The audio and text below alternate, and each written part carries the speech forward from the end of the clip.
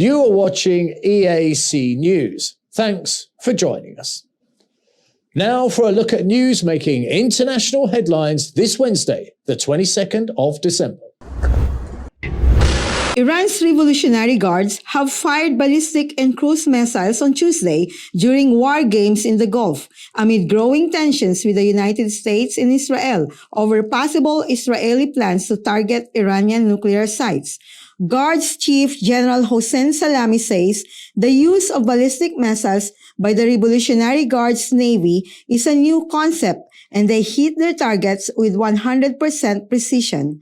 Iran says its ballistic missiles have a range of 2,000 kilometers and are capable of reaching arc foe Israel and U.S. bases in the region. On Monday, Iran has warned of a crushing response to any move against it by Israel, which opposes efforts by world powers to revive Tehran's 2015 nuclear deal and has long threatened military action if diplomacy fails to prevent it from acquiring a nuclear bomb. Iran says its nuclear ambitions are peaceful. Israel is widely believed to be the only Middle Eastern country with a nuclear arsenal. The exercises also included the simultaneous firing of 5 cruise missiles and the launch of armed drones capable of hitting 2 targets each. The 5-day drills began on Monday. The 5-day annual exercise that began on Monday came days after the breakup of talks to revive Tehran's nuclear deal with world powers.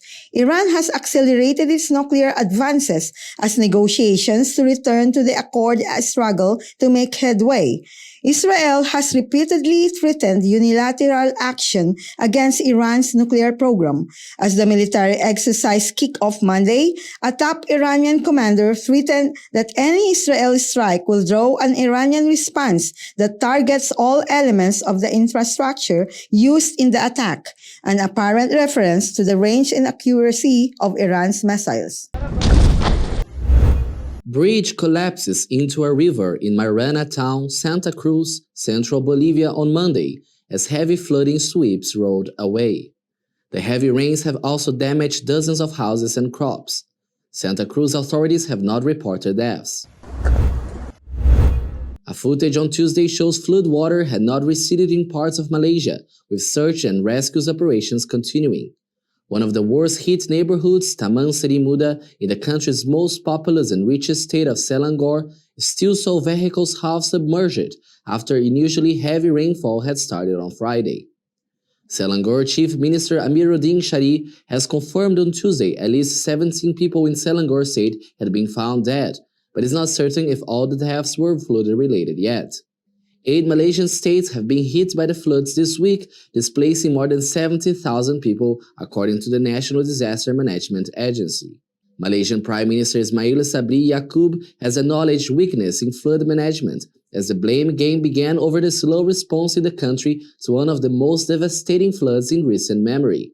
Critics, particularly from the opposition-ruled Selangor state, have slammed the government for not taking the situation seriously when flood waters began rising precipitously, with questions being raised over whether bureaucratic foot dragging also delayed rescue operations. Selangor Mantri Besar Amiruddin Shari has said on Tuesday that the state had been preparing for floods since November, but the unusually bad weather saw the amount of rain for 1 month falling in 1 day. And heavy snow has caused disruptions in Turkey's mainly Kurdish southeast and eastern province, blocking roads and leaving motorists stranded. A footage shows drivers struggling to push their vehicles through snow drifts. Authorities have said 30 drivers were rescued on Sunday and roads to 63 villages were shut because of the blizzard. The Meteorology Office has said strong snowfalls will continue in southeastern and eastern parts of Turkey in the coming days.